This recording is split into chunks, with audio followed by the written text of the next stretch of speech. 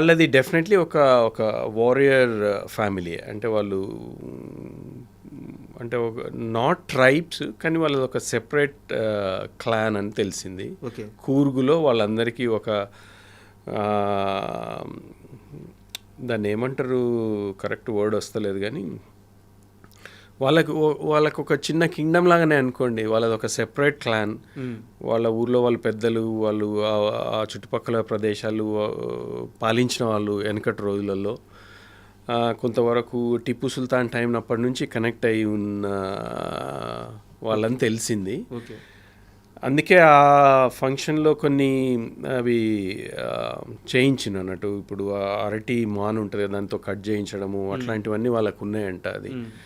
అది చేస్తే అంటే వీడు ఎంత బలం ఉన్నాడు, ఎంత వీరుడు అన్నది ప్రూవ్ చేసుకోవాలండి. ఒకటే షాట్కి దాదాపు ఒక 10 ఒక నిలబెట్టి ఉన్నాయి అన్నట్టు. ఒక మాన్లు, అరటి మాన్లు ఒక 10 దాకా ఆ కత్తి తీసుకొని ఒక్కొక్కటి స్లైస్ చేసుకుంటూ ఒకటే దెబ్బ కొట్టేసేయాలన్నట్టు. అవన్నీ చేసిండ్రు అక్కడ. అంటే ఒక ట్రెడిషనల్గా అవన్నీ చూస్తే అనిపించింది వాళ్ళకంటే వాళ్ళకు ఒక ట్రెడిషన్ ఉంది, ఒక ఐడెంటిటీ ఉంది, and they are totally different to usual అన్న కన్నడ పీపుల్. అదైతే గ్యారంటీ. అంటే కూర్గ్లో డిఫరెంట్గా ఉన్నారు వాళ్ళు.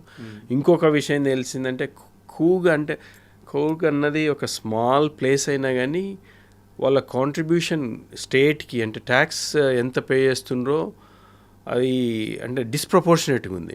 మిగతా డిస్ట్రిక్ట్స్తో పోలిస్తే కూర్గ్ ఇస్తున్న కాంట్రిబ్యూషన్ చాలా హైగా ఉంది.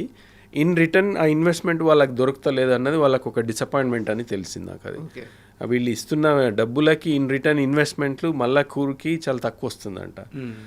అది ఇక అంటే they are lobbying, they are trying to, అంటే ఒక ఫెయిర్నెస్ ఉండాలన్నది వాళ్ళు దే ఆర్ స్టిల్ ట్రయింగ్ అని తెలిసింది. సో అంతవరకే తెలుసు, నాకు ఇంకెక్కువ ఏం తెలియదు. ఈ పంది మాంసము అది ఇది అన్నది అనేటోడు అంటూనే ఉంటారు. బట్ నిజం కాదా అక్కడ పెట్టినరా లేదా అన్నది అక్కడ ఉండింది పంది